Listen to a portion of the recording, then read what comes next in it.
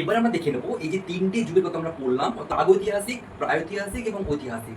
আমরা ইতিমধ্যেই দেখে নিয়েছি যে প্রাগৈতিহাসিকের বিভিন্ন ভাগ এবং প্রাগৈতিহাসিকের বিভিন্ন ভাগ, ঠিক আছে। এবং এবার আমরা ঐতিহাসিক যুগ, অর্থাৎ যেখানে লিখিত উপাদান পাওয়া গিয়েছে এবং তার পরপর বিভিন্ন লিখিত উপাদান সংগ্রহ করার ফলে ইতিহাস লেখা হয়েছে, এবং সেইটাকে আমরা বলবো হিস্টোরিক এজ বা ঐতিহাসিক যুগ। এবং এই ঐতিহাসিক যুগকে আমরা কয়েকটি ভাগে বিভক্ত করতে পারি, এবং সেই কাল বিভাজনকে কেন্দ্র করে কিন্তু ইতিহাস চর্চা গুরুত্বপূর্ণভাবে হয়ে থাকে। এই ঐতিহাসিক যুগকে আমরা কয়েকটি ভাগে ভাগ করতে পারি, এবং যেটি ইতিহাসের মূল উপজীব্য কাল পর্যায়, এবং সেটাকে আমরা দেখছি যে প্রাচীন যুগ বা অ্যানসিয়েন্ট এজ, মধ্যযুগ বা মিডিয়াভেল এজ, এবং আধুনিক যুগ বা মডার্ন এজ। এবং কোনো কোনো ঐতিহাসিক আধুনিক ইতিহাস চর্চায় আমরা দেখেছি বিভিন্ন ঐতিহাসিকেরা মতামত করে এটাকে প্রাচীন যুগ এবং মধ্যযুগকে দুটি পর্বে বিভক্ত করেছে, এবং সেটার নাম দিয়েছে একটা আদি মধ্যযুগ। কি নাম দিয়েছে না আদি মধ্যযুগ। এই আদি মধ্যযুগটাকে আমরা ধরা হয় প্রাচীন যুগের শেষ পর্যায় এবং মধ্যযুগের প্রাথমিক পর্যায়। এবং এইভাবে আমরা দেখতে পাচ্ছি যে চারটি কালো পর্যায়ে আমরা কিন্তু বিভক্ত করেছি। বিখ্যাত ব্রিটিশ হিস্টোরিয়ান জেমস মিল তার হিস্ট্রি অফ ব্রিটিশ ইন্ডিয়া গ্রন্থে এই প্রাচীন যুগকে হিন্দুত্বের যুগ, মধ্যযুগকে ইসলামের যুগ ও মডার্ন যুগকে আধুনিক যুগ বলে অভিহিত করা আছে। প্রসঙ্গত উল্লেখ্য, ঐতিহাসিকরা বলে থাকেন যে এইখানে ধর্মীয়ভাবে বিভাজন করায় এখানে কিন্তু সাম্প্রদায়িকতার বীজ তিনি ইতিহাসে বপন করেছেন। পরবর্তীকালে কিন্তু এই বিষয়টি আরও নিয়ে জলঘোলা হয়েছে, আলোচনা হয়েছে, বিতর্ক হয়েছে। তবুও আমরা জেনে রাখবো যে জেমস মিলের হিস্ট্রি অফ ব্রিটিশ ইন্ডিয়া গ্রন্থে প্রথম এই কাল পর্বটাকে ধর্মের ভিত্তিতে এই কাল পর্বটাকে কিন্তু বিবেচনা করা হয় বা আলোচনা করা হয়। যাই হোক, আমরা দেখে নেব যে প্রাচীন যুগ কাকে বলে, এবং এই প্রাচীন যুগের মধ্যেই পড়বে ওই প্রাগৈতিহাসিক এবং ঐতিহাসিক যুগ। এবং সেখান থেকে আমরা ধরবো, অর্থাৎ হরপ্পা মহেঞ্জোদারো সভ্যতা থেকে যদি আমরা ধরে নিই, সেখান থেকে আমরা দেখবো হরপ্পা মহেঞ্জোদারো সভ্যতা, তারপরে সিন্ধু সভ্যতা বা হরপ্পা মহেঞ্জোদারো সভ্যতা, তারপরে আমরা দেখবো যে বৈদিক সভ্যতা। এবং বৈদিক সভ্যতার পরে আমরা দেখব যে আস্তে আস্তে আর্যদের গোষ্ঠীবদ্ধ জীবন থেকে রাজতন্ত্রের গড়ে উঠছে, এবং রাজতন্ত্রের গড়ার পর বিভিন্ন জনপদ থেকে মহাজনপদ, এবং মহাজনপদ থেকে বিভিন্ন শহরের উদ্ভব ঘটছে এবং ষোড়শ মহাজনপদের যুগ। এবং তার পরবর্তীকালে আমরা দেখব যে বিভিন্ন প্রতিবাদী ধর্মীয় আন্দোলন হচ্ছে বৈদিক ধর্মের বিপরীতে। এবং তারও পরে আমরা দেখব যে মগধ বলে একটি মহাজনপদ, সেই মহাজনপদ হচ্ছে অন্যান্য মহাজনপদকে পরাজিত করে উত্থান ঘটছে একটি সাম্রাজ্য হিসেবে। এবং সেখানে আমরা দেখবো মগধকে কেন্দ্র বিভিন্ন বংশের রাজত্ব করে এবং মগধ সাম্রাজ্যবাদের জন্ম হয়, এবং সেই মগধে মৌর্যরা রাজত্ব করে, এবং কালের নিয়মে মৌর্যদেরও পতন হয়। আরও বিভিন্ন ধরনের দেশি বিদেশি শাসক সেখানে কিন্তু এই মগধ বা ভারতবর্ষের উত্তর ভারত জুড়ে কিন্তু রাজত্ব করে, শক, পল্লব, কুষাণ, ইন্দ্রগিত ইত্যাদি ইত্যাদি। এবং পরবর্তীকালে আমরা দেখি আবার একটা কেন্দ্রিক গুপ্ত সাম্রাজ্যের জন্ম হয়।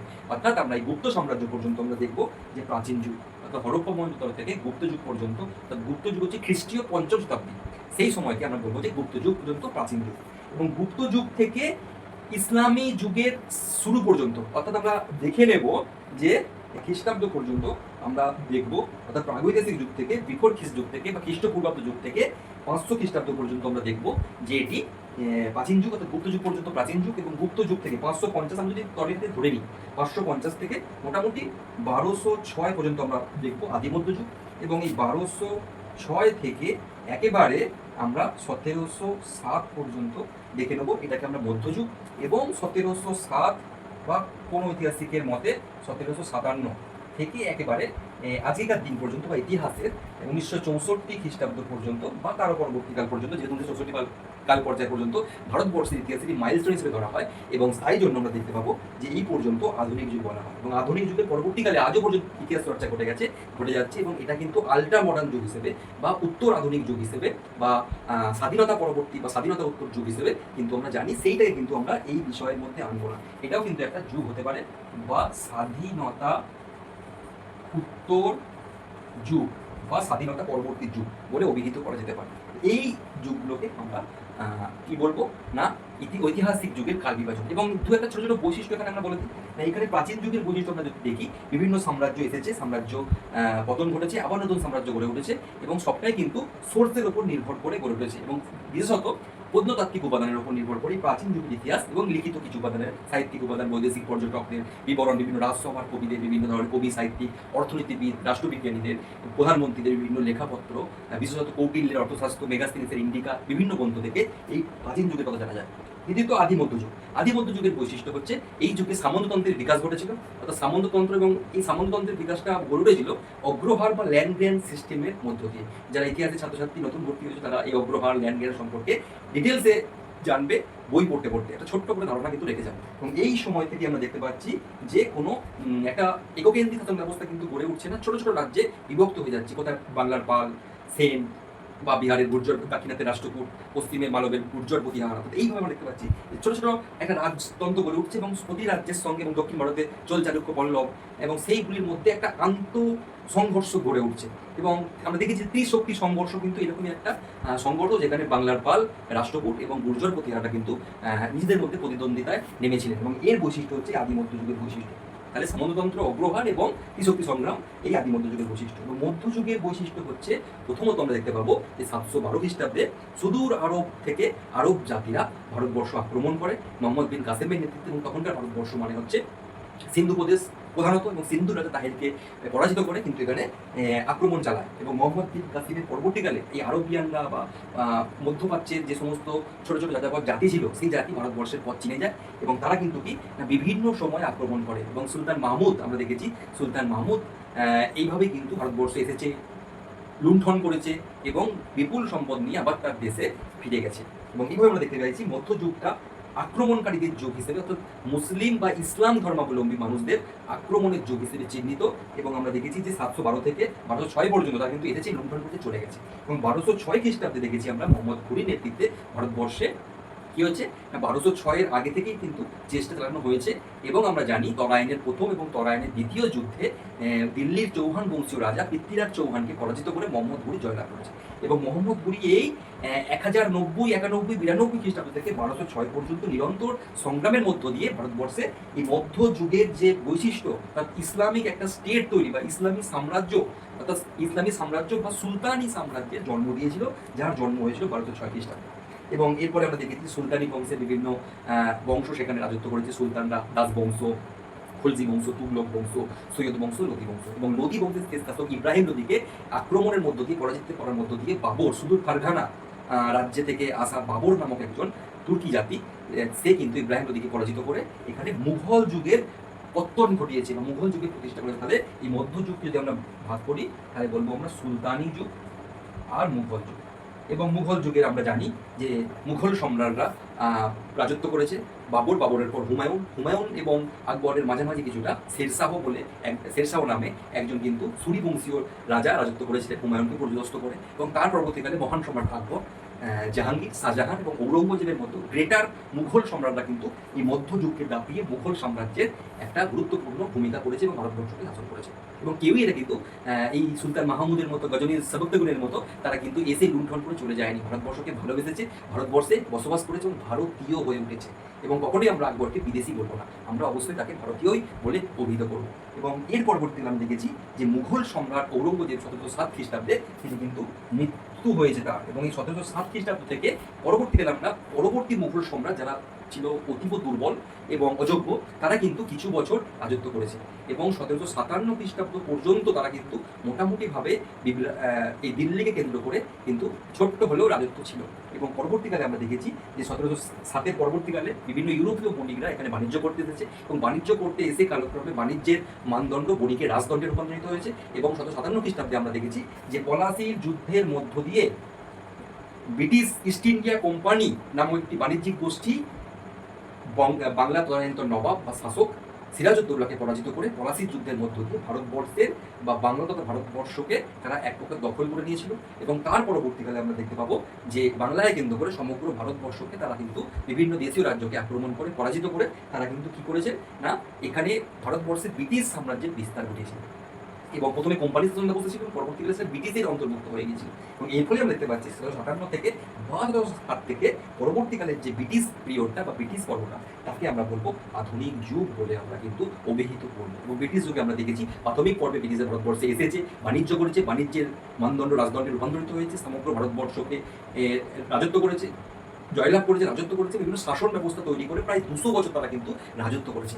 এবং 1947 খ্রিস্টাব্দে আমাদের ভারতবর্ষের স্বাধীনতা সংগ্রামের আন্দোলনকারীদের আন্দোলনের মধ্য দিয়ে কিন্তু ব্রিটিশরা ভারতবর্ষ ছেড়ে আবার ব্রিটেনে বা ইংল্যান্ডে চলে গিয়েছে। এবং সেই সময়কাল পর্যন্ত আমরা বলছি যে 47 খ্রিস্টাব্দ এবং 47 খ্রিস্টাব্দে ভারতবর্ষ স্বাধীন হয়ে নতুন সরকার নতুন ভারতবর্ষ রূপে শাসন ব্যবস্থা চালু করেছে। এবং এই সময়টাকে তো 1757 খ্রিস্টাব্দ থেকে 1947 বা 64 পর্যন্ত সময়কালকে আমরা আধুনিক যুগ হিসেবে অভিহিত করবো। এবং তার পরবর্তীকালের ইতিহাস আমরা স্বাধীনতা উত্তর যুগ হিসেবে, অর্থাৎ 47 খ্রিস্টাব্দ থেকে আমরা স্বাধীনতা উত্তর যুগ হিসেবে অভিহিত করি এবং 47 পর্যন্ত আমরা সেটাকে আধুনিক যুগ বা স্বাধীনতা সংগ্রামের যুগ বলে অভিহিত করি। তাহলে আধুনিক যুগকে আমরা দুভাগে ভাগ করতে পারি, একটা হচ্ছে কোম্পানি শাসনের যুগ, তারপরে ব্রিটিশের যুগ এবং স্বাধীনতা সংগ্রামের যুগ। এইভাবে কিন্তু আমরা তিনটে সময় পর্বে, ছোট ছোট কাল পর্বে বোঝার সুবিধার জন্য অভিহিত করতে পারি বা কাল বিভাজন করতে পারি। এরপর আমরা দেখব, এটা হলো ভারতবর্ষের ইতিহাসে কাল বিভাজনটাকে আমরা দেখালাম, কিন্তু ভারতবর্ষের পাশাপাশি বিশ্ব এবং ইউরোপের ইতিহাসে কিন্তু আমাদের স্নাতক স্তরের বা বিএ অনার্স স্তরের ছাত্রদেরকে পড়তে হয়। এবার আমরা ছোট্ট করে একটু দেখে নেবো যে ইউরোপের ইতিহাসের কাল বিভাজনটা। এই ইউরোপীয় ইতিহাসেরও প্রাচীন যুগ, মধ্যযুগ এবং আধুনিক যুগ বলে কাল বিভাজন করা আছে এবং এখানেও কিন্তু প্রাগৈতিহাসিক যুগ বলেও বিভিন্নভাবে ভাগ করা হয়ে থাকে। এবং প্রাগৈতিহাসিক যুগে ভারতবর্ষের মতোই এখানে প্রাচীন প্রস্তর, মধ্যপ্রস্তর, নবপ্রস্তর যুগ ছিল, কিন্তু কিছুটা সময়কাল আগে এবং পিছনে। যাই হোক, সেই বিষয়টাকে আমরা আলোচনা করছি না, আমরা সভ্যতার যুগটাকে আলোচনা করছি। প্রাচীন যুগটাকে বলা হয় একেবারে প্রাচীন যুগ থেকে, অর্থাৎ মহাকাব্যের যুগ থেকে একেবারে 476 খ্রিস্টাব্দ পর্যন্ত, 476 খ্রিস্টপূর্বাব্দ পর্যন্ত আমরা বলবো যে এটাকে প্রাচীন যুগ। এবং এই 476 খ্রিস্টপূর্বাব্দে আমরা দেখি যে একটা বিশেষ স্মরণীয় ঘটনা, অর্থাৎ রোমান সম্রাট রোমুলাস অগাস্টাসকে ওডেকার নামে এক জার্মান সেনাপতি পরাজিত করে কি করছে না, এখানে রোমান সাম্রাজ্যের পতন ঘটাচ্ছে। অর্থাৎ রোমান সাম্রাজ্যের পতন, এই রোমান সাম্রাজ্যের পতনকে আমরা বলছি না প্রাচীন যুগের শেষ এবং আধুনিক যুগের শুরু। তাহলে আমরা দেখবো প্রাচীন যুগ কবে থেকে শুরু হয়েছে। তো মহাকাব্যের যুগ আমরা কেন বলছি, ভারতবর্ষেও যেমন মহাকাব্যের যুগ ছিল, আর্যরা যেমন রামায়ণ মহাভারত সহ নামে দুটি মহাকাব্য লিখেছিলেন। আমরা জানি যে মহর্ষি বাল্মীকির লেখা হচ্ছে রামায়ণ এবং মহর্ষি বেদব্যাসের লেখা মহাভারত। তেমনই গ্রিকেরা, অর্থাৎ ইউরোপের যে প্রধান ধ্রুপদী সভ্যতা, যেই সভ্যতা থেকে আজকে বিভিন্ন শব্দ কিন্তু গড়ে উঠেছে, আমরা দেখেছি ইতিহাস, এডুকেশন, সাইকোলজি, বিজ্ঞান সবই কিন্তু গ্রিক বা ল্যাটিন সাহিত্য থেকে এসেছে। গ্রিক শব্দ, ল্যাটিন শব্দ থেকে আমরা কিন্তু পাই। সেই গ্রিক ল্যাটিন শব্দ কোথায় গড়ে উঠেছিল না, গ্রিক সভ্যতায় গড়ে উঠেছিল। গ্রিক সভ্যতা, রোমান সভ্যতায় প্রাচীন বিশ্বের সর্বাত্মক ধ্রুপদী, ক্লাসিক্যাল, উন্নত শিক্ষা দীক্ষা সংস্কৃতিতে উন্নত উৎকর্ষ সভ্যতা কিন্তু গড়ে উঠেছিল এই গ্রিক সভ্যতা এবং রোমান সভ্যতা। এবং গ্রিক সভ্যতা আমরা দেখেছি মহাকবি হোমার, তিনি একজন অন্ধকবি, এবং সেই অন্ধকবি ইলিয়ড এবং ওডিসি নামক দুটি মহাকাব্য লিখেছিলেন। এবং সেই মহাকাব্য কিন্তু বিশ্বের বৃহত্তম এবং গুরুত্বপূর্ণ মহাকাব্য। অর্থাৎ এবং আরও আমরা জানি বিখ্যাত দার্শনিক সক্রেটিস, প্লেটো, এই সমস্ত মহান মহান ব্যক্তি সেই গ্রিক সভ্যতার যুগে কিন্তু গড়ে উঠেছিল। এবং আমরা জানি ইতিহাসের জনকাকে বলা হয় হেরোডোটাসকে, তার হিস্টোরিক যে গ্রন্থ আছে, তোবরিডিসকে ইতিহাস বিজ্ঞান সম্বন্ধে ইতিহাসের জনক বলা হয়। তারাও কিন্তু গ্রিক সভ্যতার অন্যতম বিখ্যাত মনীষী ছিলেন। অর্থাৎ দেখা যাচ্ছে, অর্থাৎ গ্রিক সভ্যতা এবং রোমান সভ্যতা বা এই গ্রিক সভ্যতায় উত্থান রোমান সভ্যতা পর্যন্ত আমরা জানি যে আধুনিক যুগ এবং রোমান সাম্রাজ্যের পতন, জার্মানি সেনাপতি ওডেকারের রোমুলাস অগাস্টাসকে আক্রমণ করে পতন ঘটিয়ে রোমান সাম্রাজ্যের পতন ঘটান এবং প্রাচীন যুগের পতন ঘটে। অর্থাৎ প্রাক ঐতিহাসিক পর্ব থেকে 476 খ্রিস্টপূর্ব পর্যন্ত আমরা ইউরোপের ইতিহাসকে প্রাচীন যুগ বলে অভিহিত করব। এবং মধ্যযুগ আমরা কি বলবো না, ঠিক 476 খ্রিস্টপূর্বাব্দ থেকে, সরি আমার একটু ভুল হচ্ছে, 476 খ্রিস্টাব্দ, এই 476 খ্রিস্টাব্দ থেকে মোটামুটি আমরা দেখতে পাবো যে মোটামুটি দেখতে পাবো 476 খ্রিস্টপূর্বাব্দ থেকে 1453 খ্রিস্টাব্দ পর্যন্ত এই সময়কালটিকে আমরা মধ্যযুগ বলে অভিহিত করব। অর্থাৎ 476 খ্রিস্টাব্দে রোমান সাম্রাজ্যের পতন ঘটলো, কিন্তু এটা ছিল পূর্ব রোমান সাম্রাজ্য। পশ্চিম রোমান সাম্রাজ্য কিন্তু তখনও কিন্তু টিকে ছিল এবং 1453 খ্রিস্টাব্দ পর্যন্ত এই পশ্চিম রোমান সাম্রাজ্য কিন্তু আমরা দেখেছি যে টিকে ছিল। এবং এই সময়কালটিকে আমরা বলবো যে ইউরোপের ইতিহাসে মধ্যযুগ। এবং এই সময়তেই আমরা দেখতে পাবো যে বিভিন্ন মধ্যযুগের বিভিন্ন সামন্ততন্ত্র, ম্যানর প্রথা, এইগুলো কিন্তু এই ইউরোপের বিস্তীর্ণ অংশে কিন্তু গড়ে উঠেছিল। এবং এর পরবর্তীকালে আমরা দেখবো 1453-তে অটোমান তুর্কিদের দ্বারা এই কনস্টান্টিনোপল বা পশ্চিম রোমের রাজধানী কনস্টান্টিনোপল আক্রমণ করে অটোমান তুর্কিরা। এবং এই অটোমান তুর্কিদের হাতে এই খ্রিস্টীয় যে সাম্রাজ্য, সেই সাম্রাজ্যের পতন ঘটে। এবং এই 1453 থেকে আগামী যে পরবর্তীকালের সময়কালকে আমরা আধুনিক যুগ হিসেবে অভিহিত করব। এবং ইউরোপের ইতিহাসে এই তিনটি যুগ প্রাচীন, মধ্য, আধুনিক এইভাবেই কিন্তু গড়ে উঠেছে। এবং এইভাবে আমরা দেখতে পাবো 476 খ্রিস্টাব্দ পর্যন্ত প্রাচীন যুগ, 476 থেকে 1452 খ্রিস্টাব্দ পর্যন্ত মধ্যযুগ, এবং 1452 থেকে পরবর্তী সময়কাল যত এগিয়ে যায় সবটাকেই আমরা আধুনিক যুগ হিসেবে অভিহিত করতে পারি ইউরোপের ইতিহাসে।